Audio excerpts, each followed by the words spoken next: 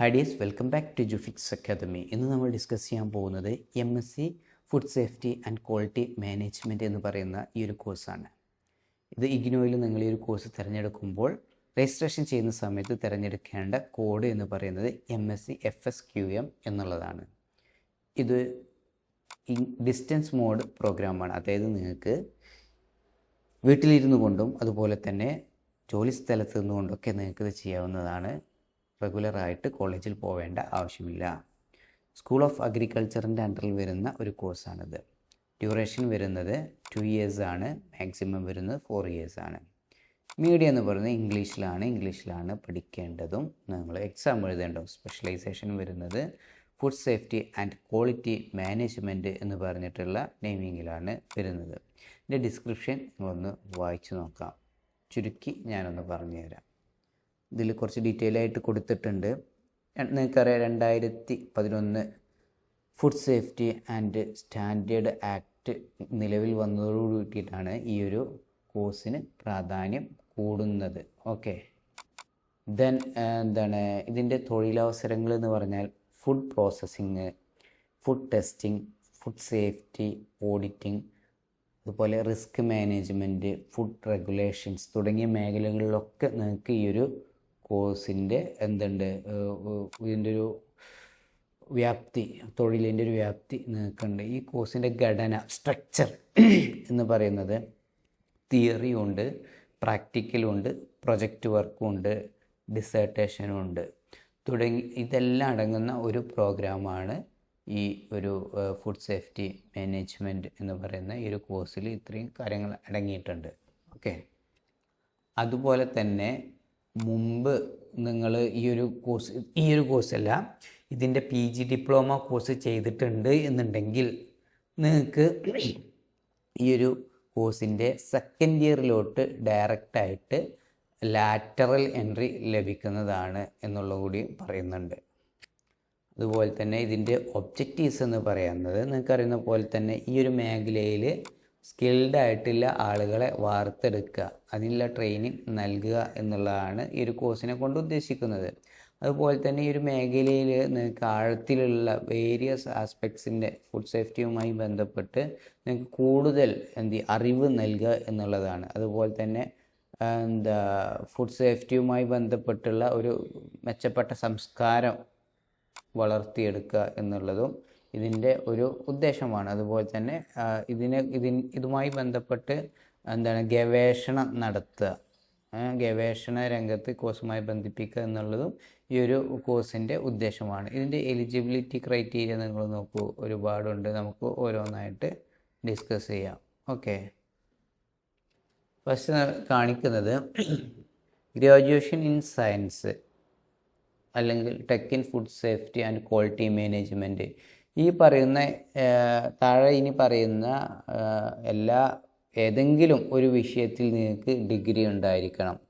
Food and agricultural മേഖലകളിൽ, അല്ലെങ്കിൽ science വിഷയങ്ങളിൽ, അല്ലെങ്കിൽ പ്യുവർ സയൻസിൽ, കെമിസ്ട്രി, ബയോകെമിസ്ട്രി തുടങ്ങിയ വിഷയങ്ങളിൽ, അതുപോലെ തന്നെ ഹെൽത്ത് മേഖലകളിൽ, അല്ലെങ്കിൽ അതുപോലെ തന്നെ മെഡിക്കൽ, ഫാർമസ്യൂട്ടിക്കൽ, അങ്ങനെ നഴ്സിംഗ് മേഖലകളിലൊക്കെ ഡിഗ്രി ഉള്ളവർക്ക്, അതുപോലെ തന്നെ മറ്റനുബന്ധ വിഷയങ്ങൾ എന്ന് പറയുമ്പോൾ നിങ്ങൾക്ക് dairy technology, horticulture and veterinary science, അങ്ങനെ തുടങ്ങിയിട്ടുള്ള ഈ പറയുന്ന ഏതെങ്കിലും ഒരു വിഷയത്തിൽ, ഏതെങ്കിലും ഒരു മേഖലയിൽ നിങ്ങൾക്ക് ഡിഗ്രി ഉണ്ട് എന്നുണ്ടെങ്കിൽ നിങ്ങൾക്ക് ഈ ഒരു കോഴ്സിന് അപ്ലൈ ചെയ്യാവുന്നതാണ്. ഈ ഒരു കോഴ്സിൽ നിങ്ങൾക്ക് food safety and quality management എന്ന് പറയുന്ന ഒരു കോഴ്സിൽ നിങ്ങൾക്ക് അപ്ലൈ ചെയ്യാവുന്നതാണ്. ഇനി സെക്കൻഡ് ഓപ്ഷൻ എന്ന് പറയുന്നത് എന്താണെന്ന് നമുക്ക് നോക്കാം.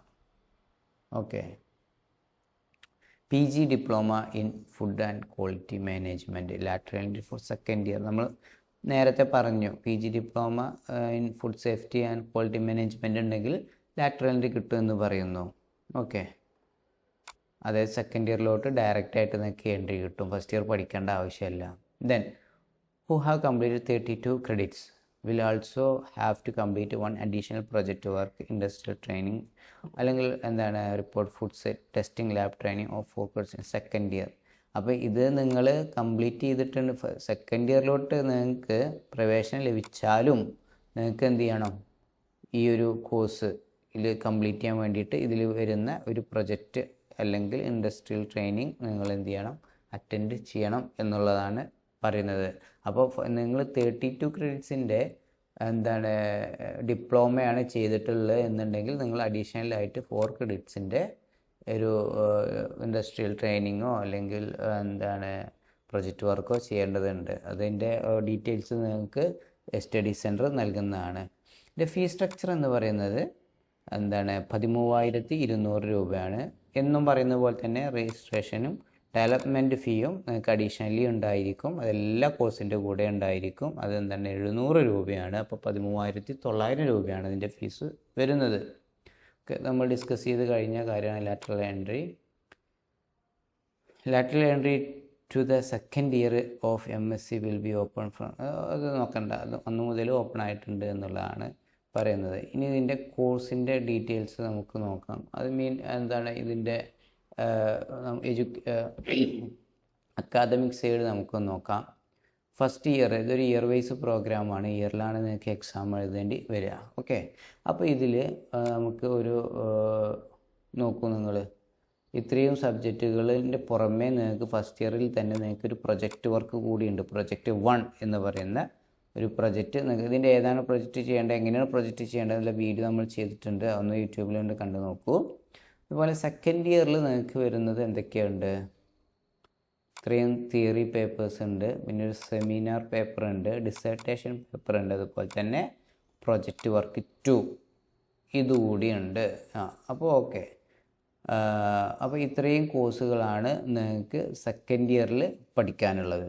അപ്പോൾ ഈ ഒരു കോഴ്സ് കംപ്ലീറ്റ് ചെയ്യാൻ വേണ്ടിയിട്ട് സ്റ്റുഡൻസ് ആർ ഓക്കെ MOOC എന്ന് പറയുന്ന novel technologies for food processing and shelf life extension എന്ന് പറഞ്ഞ course professor Hari Niwas Mishra IIT എന്താണ് ഖരഗ്പൂരിൽ ഉള്ള അതിൽ സ്വയം പ്ലാറ്റ്ഫോം എന്ന് പറഞ്ഞിട്ട് ഇഗ്നോയുടെ വെബ്സൈറ്റ് സ്വയം പ്ലാറ്റ്ഫോം ഉണ്ട്. അതിൽ നിന്ന് നിങ്ങൾ എന്ത് ചെയ്യണം, ഈ MOOC എന്ന് പറഞ്ഞിട്ടുള്ള പേപ്പർ കൂടി കംപ്ലീറ്റ് ചെയ്താലേ നിങ്ങൾക്ക് ഈ ഒരു MSc കോഴ്സ് കംപ്ലീറ്റ് ചെയ്യാൻ സാധിക്കുകയുള്ളൂ എന്നാണ് യൂണിവേഴ്സിറ്റി പറയുന്നത്, ഈ ഒരു സബ്ജക്റ്റുകൾക്ക് പുറമെ. അപ്പോൾ നിങ്ങൾ അക്കാദമിക് സൈഡിൽ ഇത്രയും കാര്യങ്ങളാണ് പഠിക്കേണ്ടത്. ഫസ്റ്റ് ഇയറിൽ ഒരു പ്രൊജക്റ്റ് ഉണ്ട്, സെക്കൻഡ് ഇയറിലും പ്രൊജക്റ്റ് ഉണ്ട്, സെക്കൻഡ് ഇയറിൽ പിന്നെ സെമിനാർ ഡിസർട്ടേഷൻ കൂടി എക്സ്ട്രാ ഉണ്ട്. ഇതാണ് MOOC എന്ന് പറയുന്ന നമ്മൾ ഈ പറഞ്ഞ 3 ക്രെഡിറ്റ്സിൻ്റെ ആ ഒരു പേപ്പർ. നിങ്ങൾ ഓൾറെഡി ഇതിൽ പഠിക്കുന്നുണ്ട്. ഓക്കെ, നിങ്ങളതിനെക്കുറിച്ച് ടെൻഷൻ അടിക്കേണ്ട ആവശ്യം ഇല്ല. അപ്പോൾ ഇതിൻ്റെ മറ്റ് ഡീറ്റെയിൽസുകൾ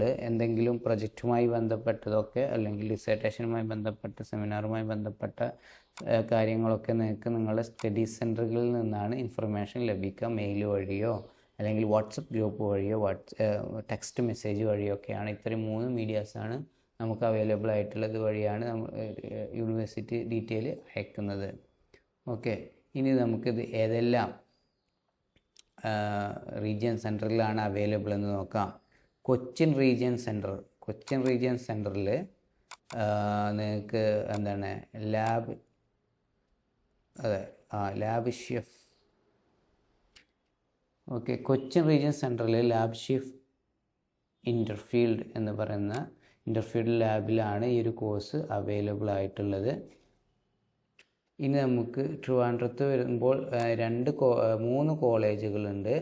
first college of indigenous food ടെക്നോളജിയിലും അതുപോലെ തന്നെ മാർ യുവാനിയസ് കോളേജിലും third Mar Ivanios institute of advance studies എന്ന് പറഞ്ഞിട്ടുള്ള ഇത്രയും 3 കോളേജുകളിലാണ് ഇത് അവൈലബിൾ ആയിട്ടുള്ള ഈ ഒരു കോഴ്സ്. വടകര റീജിയൻ സെൻറ്ററിൽ ഈ ഒരു കോഴ്സ് അവൈലബിൾ അല്ല. അപ്പോൾ അങ്ങനെ ടോട്ടൽ 3, ട്രിവാൻഡ്രത്ത് 3, കൊച്ചിൻ റീജിയൻ സെൻറ്ററിൽ 1, അങ്ങനെ ടോട്ടൽ 4 കോളേജാണ് കേരളത്തിൽ അവൈലബിൾ ആയിട്ടുള്ളത്. നിങ്ങൾ കേരളത്തിൽ തന്നെ എടുക്കണമെന്നൊന്നും ഇല്ല കേട്ടോ. നിങ്ങൾക്ക് ഇന്ത്യയിൽ ഏത് റീജിയൻ സെൻറ്ററും സെലക്ട് ചെയ്യാം, ഏത് സ്റ്റഡി സെൻറ്ററും അവൈലബിൾ ആയിട്ടുള്ളത് സെലക്ട് ചെയ്യാം. എക്സാം സെൻറ്റർ പിന്നെ നിങ്ങൾക്ക് ഏത് വേണമെന്ന് വെച്ചാൽ നിങ്ങൾ തിയറി പേപ്പറിനൊക്കെ നിങ്ങൾക്ക് നിങ്ങളുടെ കോളേജിൻ്റെ നിങ്ങളുടെ വീടിനടുത്തുള്ള നിങ്ങൾ താമസിക്കുന്ന സ്ഥലത്തിനടുത്തുള്ള കോളേജസ് നിങ്ങൾക്ക് അവൈലബിൾ ആയിട്ടുള്ള കോളേജസ് തിരഞ്ഞെടുക്കാം. ഓരോ ജില്ലകളിലും 1-2 സെൻറ്റേഴ്സുകൾ ഉണ്ടായിരിക്കുന്നതാണ്. പിന്നെ നിങ്ങൾ ഈ ഒരു കോളേജുകളിൽ പോവേണ്ടി വരും അസൈൻമെൻറ്റ് സബ്മിറ്റ് ചെയ്യാൻ, അതുപോലെ ലാബ് വർക്കുകൾക്കും വേണ്ടിയിട്ടാണ്. അപ്പോൾ ലാബ് ഈ ഒരു കോഴ്സില്ല, പ്രൊജക്റ്റ് ഡിസർട്ടേഷൻ സെമിനാറാണ്. ചിലപ്പോൾ നിങ്ങൾക്ക് ഡിസർട്ടേഷൻ സെമിനാറിനും അവിടെ പോവേണ്ടി വന്നേക്കാം. അപ്പോൾ അതിനുള്ള ഡീറ്റെയിൽസുകൾ അതിന് കോർഡിനേറ്റ് ചെയ്യുന്നത് നിങ്ങളുടെ സ്റ്റഡി സെൻറ്റേഴ്സാണ്. അപ്പോൾ നിങ്ങൾ സ്റ്റഡി സെൻറ്റേഴ്സ് നിങ്ങൾ അവരുടെ വാട്സപ്പ് ഗ്രൂപ്പിലോ അല്ലെങ്കിൽ മെയിൽ വഴിയൊക്കെ ആയിട്ടാണ് നിങ്ങളെ അറിയിക്കുന്നത്. ഈ ഒരു കോഴ്സ് നിങ്ങൾക്ക് ചെയ്യണമെന്നുണ്ടെങ്കിൽ നമ്മൾ എഡ്യൂഫിക്സ് അക്കാദമി വളരെ ഉത്തരവാദിത്വത്തോട് കൂടിയിട്ട് ഈ ഒരു കോഴ്സ് ചെയ്യുന്നതാണ്, എടുത്തു നൽകുന്നതാണ്, നിങ്ങൾക്ക് രജിസ്റ്റർ ചെയ്ത് നൽകുന്നതും. നിങ്ങൾക്ക് വേണ്ട സപ്പോർട്ടുകൾ അക്കാദമിക് സൈഡുമായി ബന്ധപ്പെട്ട് യൂണിവേഴ്സിറ്റി സൈഡുമായി ബന്ധപ്പെട്ട സപ്പോർട്ടുകളെല്ലാം നമ്മൾ പ്രൊവൈഡ് ചെയ്യുന്നതാണ്. അപ്പോൾ നിങ്ങൾക്ക് ഒരു കോഴ്സ് ചെയ്യാൻ താല്പര്യമുണ്ടെങ്കിൽ എഡ്യൂഫിക്സ് അക്കാദമിയുടെ നമ്പർ ഡിസ്ക്രിപ്ഷനിൽ കൊടുത്തിട്ടുണ്ട്, നിങ്ങളൊന്ന് കണക്ട് ചെയ്യും കൂടുതൽ ഡീറ്റെയിൽസിന് വേണ്ടിയിട്ടും. കൂടുതൽ കോഴ്സുകളെ കുറിച്ച് അറിയാൻ വേണ്ടിയിട്ട് നമ്മുടെ ഈ ചാനലൊന്ന് സബ്സ്ക്രൈബ് ചെയ്ത് വെച്ചേക്കും. Thank you.